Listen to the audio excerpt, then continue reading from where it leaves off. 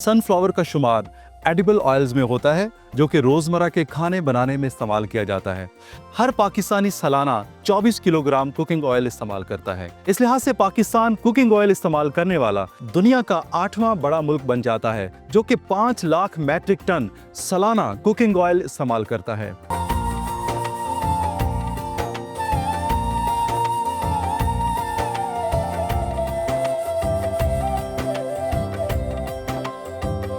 Sunflower क्या खुसूसियात है इसमें और इंसानी ज़िंदगी के लिए, इंसानी सेहत के लिए कितना ज़रूरी है ये? दुनिया के एक बहुत ही पॉपुलर किस्म का जो स्नैक है ना, वो सनफ्लावर के बीज हैं। इसके ऑयल की बजाय आम लोग के बीज की थोड़ी सी बात कर लें। ये एक कमाल की चीज़ है। सबसे बड़ा कमाल क्या है, जो लोग चाहते हैं दफ्तरों में बैठे हुए ख़वातीन खास तौर पे स्ट्रगल कर रहे हैं कि वज़न नहीं काबू आता, उनको सनफ्लावर का जो बीज है वो मदद कर सकता है। वाह! वो कैसे मदद कर सकता है? होता ये है कि नाश्ता किया या लंच किया, उसके बाद स्नैकिंग की, मंचिंग की आदत है लोगों को बहुत ज़्यादा। अच्छा, अव्वल तो वो स्नैकिंग मंचिंग नहीं करनी चाहिए, मिनिमम है। अगर आपका दिल करे अपनी गाड़ी में, अपने ऑफिस में सनफ्लावर के बीज रख लें। करना क्या है, जब आपको भूख बहुत सताती है ना, एक बीज पकड़ना है, उसको छीलना है। ठीक है। छील के, निकले हुए बीज नहीं, वो छीलना है। ओके, फ्रेश वो छील के, और साल्टेड नहीं है, छील के उसके अंदर से बीज निकाल के आपने खाना है। ठीक है। अच्छा, आप कितने को खा लेंगे, लेकिन आपकी जो क्रेविंग है, मंचिंग की आदत पूरी हो जाएगी। अच्छा, अब एक एक करके सीड खाते रहे, एक मुट्ठी तक एक टाइम में आप खा सकते हो। और वो एक मुट्ठी बीज खाने में आपको कम से कम आधा घंटा लगेगा। बिल्कुल ऐसा है। आपकी वो सेटिस्फेक्शन हो गई। फायदे क्या मिले?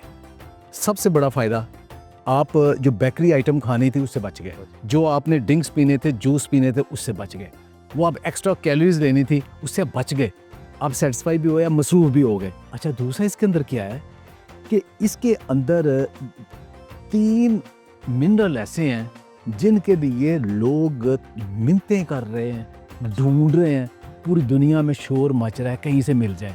ओके। मैग्नीशियम, जिंक और सेलेनियम। अच्छा, मैग्नीशियम के बगैर आपका खाना डाइजेशन, आपकी एटीपी प्रोडक्शन, आपकी बॉडी के अंदर जो एनर्जी है वो नहीं आती, रात की नींद नहीं आती। आजकल बहुत शोर मचा है, अगर आपने कोई एक मिनरल लेना है ना तो मैग्नीशियम ले ले, तो मैग्नीशियम इसके अंदर है ना। दूसरा इसके अंदर है सेलेनियम। सेलेनियम सबसे बड़ा ये काम करता है कि आपका जो थायराइड है, थायराइड थोड़ा सा कम बनना शुरू हो गया तो आप फैलना शुरू हो गए, ज़्यादा बनना शुरू हो गया आप हाइपर हो गए, और आप दुबले पतले हो गए, बीमार हो गए।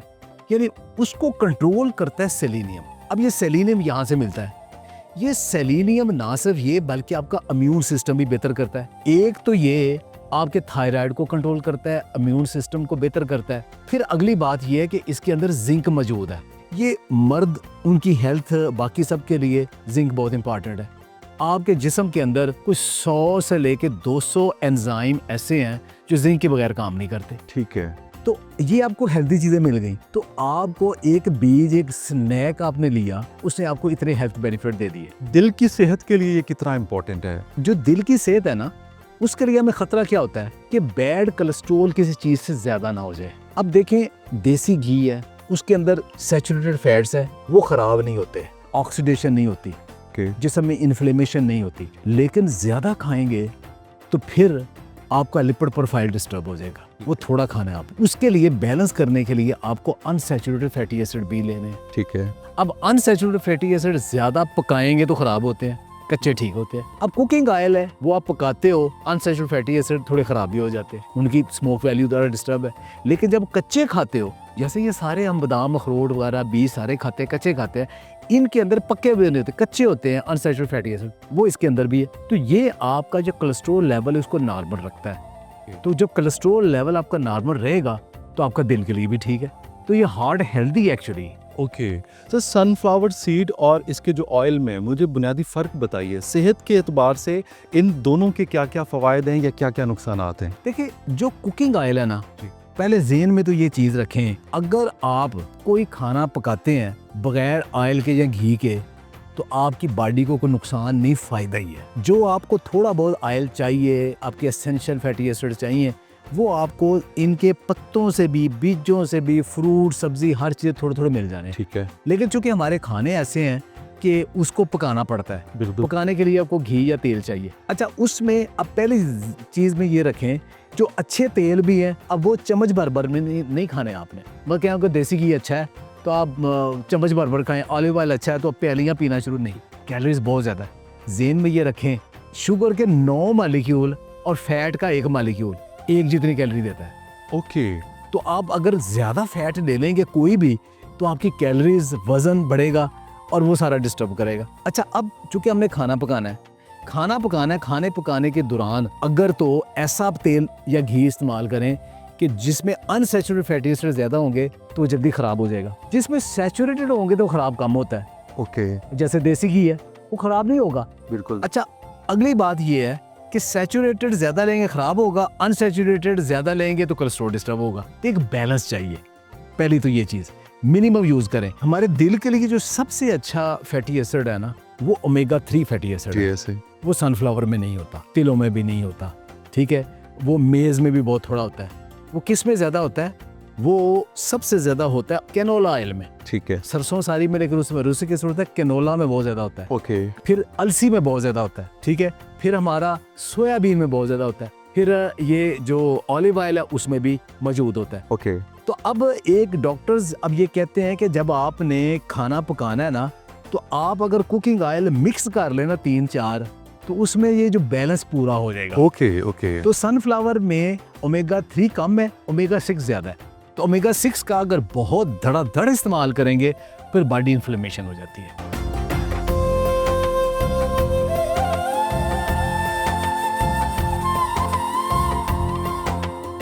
सॉइल एंड क्लाइमेट की जो कंडीशन है वो कैसी होनी चाहिए? जी, आपने बड़ा अहम सवाल किया है। पहली बात तो ये है कि जो सनफ्लावर है, ऑयल सीड क्रॉप्स के अंदर इसकी बड़ी अहमियत है। इसमें सबसे ज़्यादा यील्ड पोटेंशियल है। ओके, ये 40-45 मन तक की पैदावार हम फी एकड़ हासिल कर सकते हैं। जी, जो पंजाब की क्लाइमेट है, सिंध की क्लाइमेट है, वो इसके लिए कंड्यूसिव है, बहुत अच्छी है। तो इसमें हम नहायत कामयाबी के साथ सनफ्लावर की काश्त कर सकते हैं। इसमें हमें देखना होता है कि अगर भारी मैरा ज़मीन है तो उसमें सबसे बेहतर पैदावार आती है। जो वाटरलॉग्ड सॉइल्स हैं जिसमें पानी खड़ा हो जाता है, वो इसके लिए अनफिट है।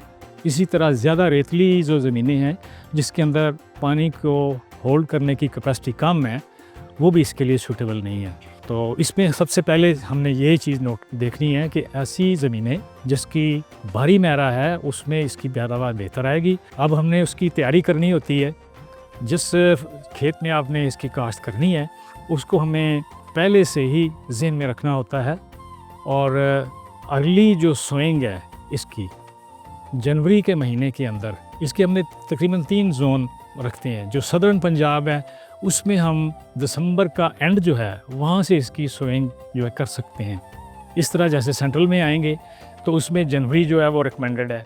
और मज़ीद हम ऊपर की तरफ जाएं, सरगोदा और पोटोहार की तरफ जाएं, गुजरांवाला की तरफ जाएं, तो वैसे ही हमारा इसमें सोइंग का टाइम जो है वो हम मज़ीद बढ़ा सकते हैं। वो फरवरी तक हम इसकी काश्त कर सकते हैं। इसके लिए हम किस तरह का सीड सिलेक्ट करेंगे और हाइब्रिड का ही इंतखाब क्यों किया जाता है? जी हाँ, जी बड़ा अहम सवाल है। पहली चीज़ तो ये कि सीड की जर्मिनेशन बेहतरीन होनी चाहिए। अमूमी तौर पे कई फसलें हैं जो सेल्फ पॉलिनेटेड होती हैं, उनका फूल बंद ही होता है। ये चूँकि ओपन फूल वाली किस्म है, तो एक हाइब्रिड जो है उसमें सारी नस्ली खसूसियात एक जैसी होती हैं।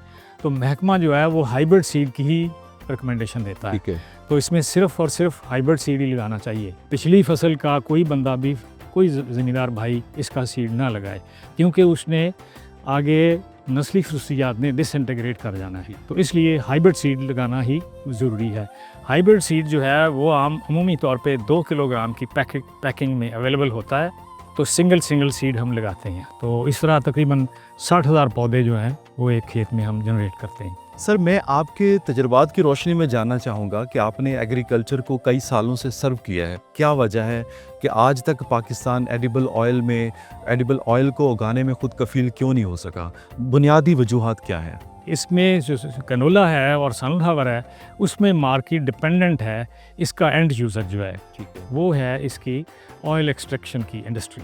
तो वो प्रोक्योरमेंट एश्योरेंस करे ज़िम्मेदारों के साथ और रेट तय करे पहले, जिसे हम दूसरे सादा लफ्ज़ों में कहें कि कॉन्ट्रैक्ट फार्मिंग जो है, तो कॉन्ट्रैक्ट करे ज़िम्मेदार के साथ, तो इससे बड़ी तेज़ी से बढ़ जाएगी। दूसरी चीज़ जो है इसमें मैकेनाइजेशन है, जैसे मैंने गुजारिश की, लगाने के लिए भी मशीन अवेलेबल होनी चाहिए, स्पेस प्लांटिंग के लिए, सूरजमुखी के लिए और हार्वेस्टिंग के लिए भी। अनफॉर्चुनेटली जो हमारे इस टाइम पे इस तरह की मैकेनाइज मशीनें अवेलेबल नहीं हैं। गवर्नमेंट जो है वो कुछ एफ़र्ट्स कर रही है, रिसर्च इदारे भी एफ़र्ट्स कर रहे हैं कि लोकली जो हमारा ऑलरेडी जो कंबाइंड हार्वेस्टर चल रहा है उसमें चेंजेस करें और उसको कह लें कि आगे फर्दर लार्ज स्केल इस्तेमाल किया जा सके।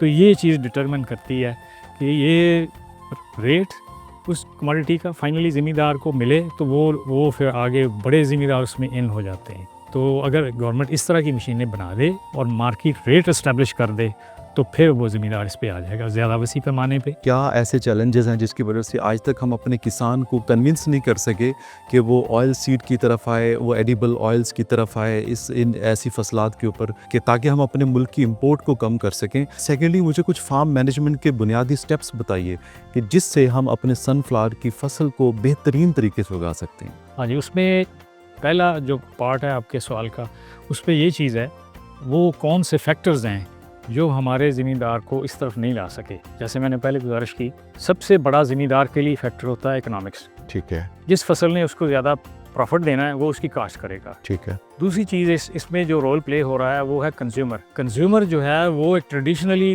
पुराने वक्तों से देसी घी खा रहा था, उसका ख़ास तरह का टेस्ट है। उसके अल्टरनेट के तौर पे वनस्पति घी का जो है रवाज हमारे यहाँ शुरू हुआ। वनस्पति घी जो है वो बनाया जाता है पाम ऑयल से।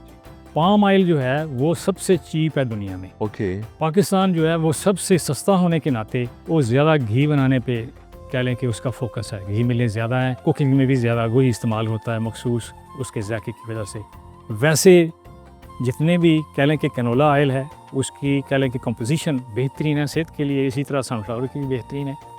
तो ये अमूमी एक अवेयरनेस चाहिए कि ज़िम्मेदार जो है वो तो प्रॉफिट की वजह से काश्त करता है, कंज्यूमर जो है वो उसको टेस्ट की वजह से कर रहा है। ठीक है। और बेस्ट फार्म मैनेजमेंट के कुछ स्टेप्स बता दीजिए। बस फार्म मैनेजमेंट में यही है कि ज़िम्मेदार जो है वो असेसमेंट करे कि उसने एक 6 महीने का और पूरे साल का भी प्लान बना के फिर वो अपनी सॉइल जो है उसको प्रॉपर तरीके से तैयार करे और जो फसल लगानी है उसके लिए वेल इन टाइम खाद, बीज और पानी का उसका बंदोबस्त रखे। अगर वो डिपेंडेंट है नहरी पानी के ऊपर तो अल्टरनेट पानी इन फसलों के लिए ज़रूरी है, ख़ासतौर पर सनफ्लावर के लिए, क्योंकि ये स्प्रिंग टाइम में ये पकेगा, उस वक्त वाटर की जो रिक्वायरमेंट है बढ़ जाएगी। तो ये बड़ा ही ज़रूरी है इस हवाले से कि वो कमोडिटीज़ को ठीक रखे।